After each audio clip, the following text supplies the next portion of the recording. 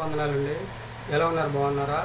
దినాన్ని దేవుని యొక్క వాక్కు ప్రకారం మనం చూసుకున్నట్లయితే ఎవరైనా పాపం చేసిన వారు మనకి ఎదుటి పడినప్పుడు లేదా మనకు కనపడినప్పుడు వాళ్ళని చూసి మనం అసహించుకునే స్థితిని కలిగి ఉంటాం అనమాట అండి. దేవుడు అలా పదనమాట అండి. చూడండి, మొదటగా పాపాత్మురాలైన స్త్రీని, అమ్మా నేను ఎవరు శిక్షించలేదా, నేను కూడా నిన్ను శిక్షించను, ఇక మీదట బుద్ధిగా బతుకు పాపం చేయకుండా అని చెప్పేసి దేవుడు చెప్పాడో చెప్పలేదండి. చూసారండి, ఆమెలో ఉన్న పాపాన్ని దేవుడు చూసాడా? చూడలేదనమాట. రెండవదిగా సమరస్త్రీ దగ్గర మళ్ళీ వెళ్ళినట్లయితే సమరస్త్రీ కూడా దేవుడు అమ్మని పిలిచినట్లుగా మనం చూస్తూ ఉన్నాం. అమ్మ ఒక కాలం వస్తూ ఉన్నది. అప్పుడు నన్ను అందరూ కూడా ఆత్మతోనూ సత్యంతోనూ పూర్ణ బలంతోనూ పూర్ణ వివేకంతోనూ నన్ను ఆరాధిస్తారని చెప్పేసి చెప్పినట్టుగా మనం చూస్తూ ఉన్నాం అన్నమాట అండి.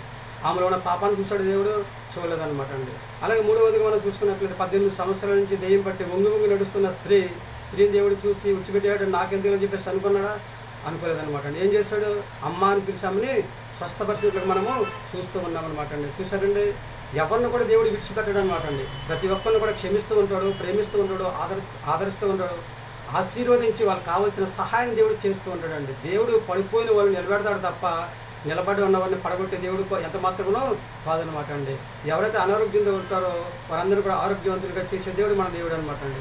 ఎవరైతే పాపం చేస్తూ ఉంటారో వారందరినీ కూడా క్షమించి సమస్త దుర్నీతిని వెతికి రక్షించి వాళ్ళని తెల్లని హిమం వలె చేయగల శక్తి గల దేవుడు మన దేవుడు కనుక ప్రతి ఒక్కరు కూడా పాపులను చూసి అసహించుకోకుండా వాళ్ళతో ప్రేమగా మాట్లాడండి, వాళ్ళు గౌరవించండి, వాళ్ళతో ఐక్యత కలిగి జీవించండి, సమాధానంగా ఉండండి, మంచిగా మాట్లాడండి. యవనస్తులు మీరందరూ కూడా పాపం చేసిన వాళ్ళని చూసి అసహించుకోకుండా చక్కగా మీరందరూ కూడా వాళ్ళతో మంచిగా మాట్లాడండి, ప్రేమ కలిగి జీవించండి, సమాధానంగా ఉండండి, ఐక్యతగా ఉండండి. అప్పుడు దేవుడు మిమ్మల్ని దీవించి ఆశీర్వించి మీకు కావాల్సిన సహాయం దేవుడు చేస్తూ ఉంటాడు అనమాట. ఏమంటారండి? మనుషుల వైపు చూడబండి, దేవుని వైపు చూసి మేము ప్రతి ఒక్కరిని కూడా గౌరవిస్తూ ఉంటామండి అని చెప్పేసి దేవుని మాట వింటామండి, ఆయన మాట ప్రకారం నడుచుకుంటామని చెప్పేసి ఎవరైతే అంటూ ఉంటారో వాళ్ళందరూ కూడా తల్ల వంచని ప్రార్థించేద్దాం. మహాపురుషుని పనులకు నీ గర్మైన పదాలు ఎట్లయినా స్థితిస్తాం. బిడ్డలందరూ కూడా దీవించి ఆశీర్వదించి ఎవరికి కావాల్సిన ఎవరికి దయచేయండి. మనుషుల వైపు చూడకుండా ఈ వైపు చూసి తండ్రి ప్రభా చక్కగా తండ్రి ప్రభా బిడ్డలందరూ తండ్రి ప్రభా తండ్రి మంచి లక్షణాలు కలిగి ఉండి అందిస్తున్నారో ప్రతి ఒక్కరితో ప్రభా తండ్రి ప్రేమగా మాట్లాడే సహాయం దయచండి. ఎవరు పాపం వైపు చూడకుండా తండ్రిస్తున్నారో నీ వైపు చూసి అందరినీ గౌరవించి యోగ్యత ప్రతి ఒక్కరికి దయచేయమని ప్రభా ఉద్యోగం చేస్తున్నవారిని, వ్యాపారం చేస్తున్నవారు తండ్రి, అనారోగ్యంతో బాధపడుతున్నవారు, బాధితులను గర్భిణీ స్త్రీలు తండ్రి అలాగే దండిస్తున్నావా సంతానం బిడ్డలు అందరినీ కూడా జ్ఞాపకం చేసుకోండి. చేతులు చేస్తున్నవారు తండ్రి ప్రభా తండ్రి వాహనం నడుపుతున్నవారు అందరూ కూడా జ్ఞాపకం చేసుకుని ఎవరికి కావాల్సిన సహా వారికి దయచేయండి.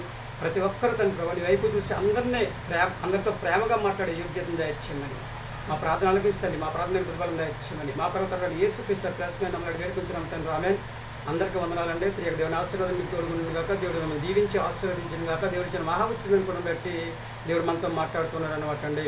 దేవుడే పాపులను క్షమించాడు కనుక మనం కూడా ఎవరిని కూడా వాళ్ళు ఉన్న పాపాలను చూడకుండా ప్రతి ఒక్కరిని కూడా క్షమించి వాళ్ళందరితో ప్రేమగా మాట్లాడదామా? ఏమంటారండి? ఈ ఆలోచన మీదేనండి. చిన్నలు, పెద్దలు, వృద్ధులు, యవనస్తులు మీరందరూ కూడా మనుషులు చేసే పాపం వైపు చూడకుండా, మనుషుల వైపు చూడకుండా దేవుని వైపు చూసి మనందరం కూడా మనుషులందరినీ కూడా గౌరవించే యోగ్యతను కలిగి ఉండే స్థితిని సంపాదించుకుందామండి. ఏమంటారు? మీ ఆలోచన మీదే.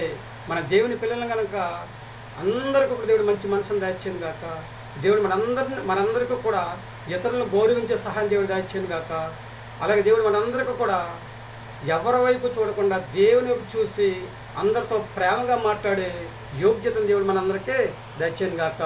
ఆమెన్. ఏమంటారండి?